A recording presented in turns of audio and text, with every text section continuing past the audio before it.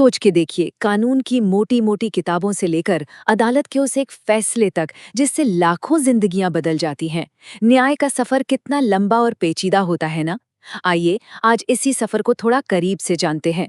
हम शुरू करेंगे उस मुश्किल परीक्षा से जिससे पास करके कोई जज बनता है, और पहुंचेंगे उस ऐतिहासिक फैसले तक जो इस बात का सबूत है कि न्याय सिर्फ कागजों पर नहीं होता। तो असल में जज बनने के लिए क्या लगता है? क्या सिर्फ कानून की सारी धाराएं याद कर लेना काफी है, या फिर मामला इससे कहीं ज्यादा गहरा है? देखिए, सवाल तो सीधा सा लगता है, लेकिन इसका जवाब उतना ही कॉम्प्लेक्स है।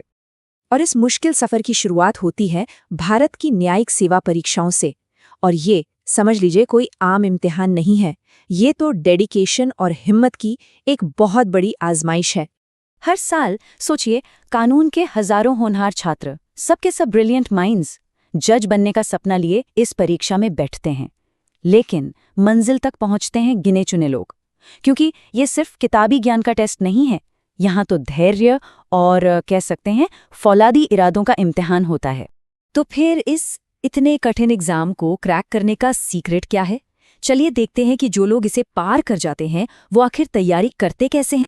देखिए, इसके मुख्य रूप से 3 पड़ाव हैं। पहला है प्रारंभिक परीक्षा। ये ऑब्जेक्टिव सवालों का टेस्ट है जो बेसिक कानूनी जानकारी को जांचता है। इसे क्लियर किया तो आप पहुंचेंगे मुख्य परीक्षा में।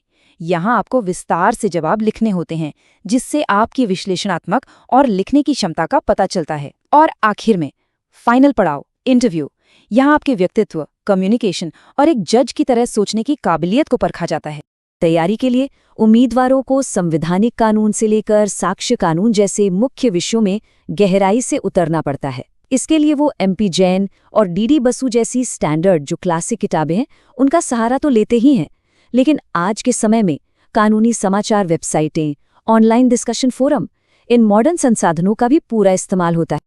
और हाँ, एक और बात, कानून कोई रुकी हुई चीज तो है नहीं, ये हमेशा बदलता रहता है।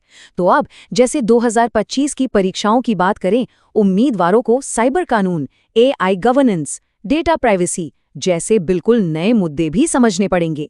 मतलब साफ है, आज के जज को फ्यूचर रेडी होना ही पड़ेगा। लेकिन ठहरिए, परीक्षा क्लियर कर लेना वो तो बस पहला कदम है।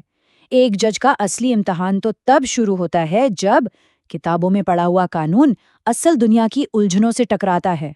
और यही वो सवाल है कि तब क्या होता है? क्या होता है जब कानून और इंसानी जिंदगियां आमने सामने आ जाती हैं? ये सवाल हमें ले जाता है हमारी कहानी के दूसरे और शायद सबसे अहम हिस्से में।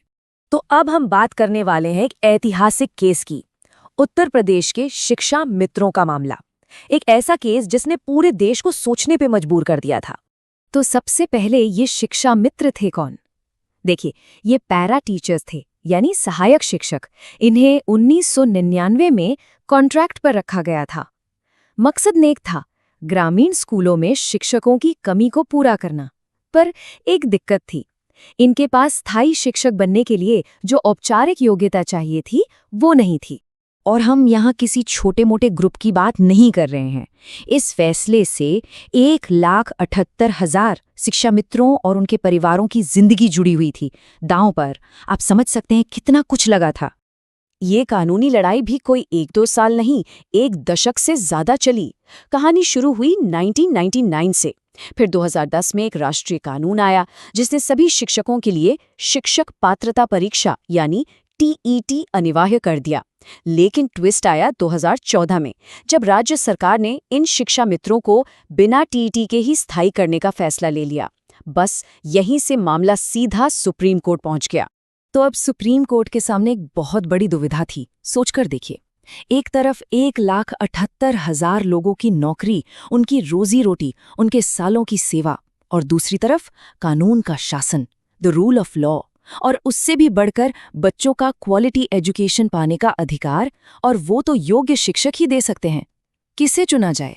ऐसे हालात में सुप्रीम कोर्ट ने एक ऐसा रास्ता निकाला, एक ऐसा फैसला सुनाया जो कानून की सख्ती और इंसानियत के बीच संतुलन बनाने की एक बेहतरीन मिसाल बन गया।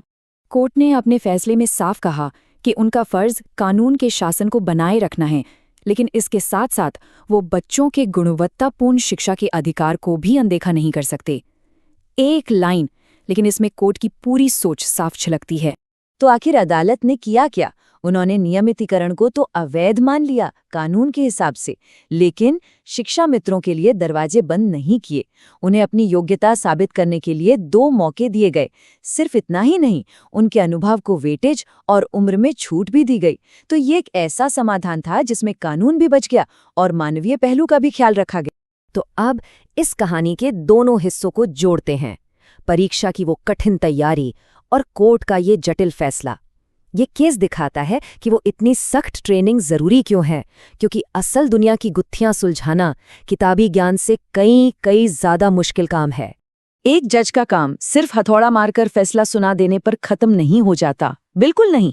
असली टेस्ट उस फैसले के बाद शुरू होता है, जब उसके असर को, उसके अंजाम को समाज में संभालना पड़ता है।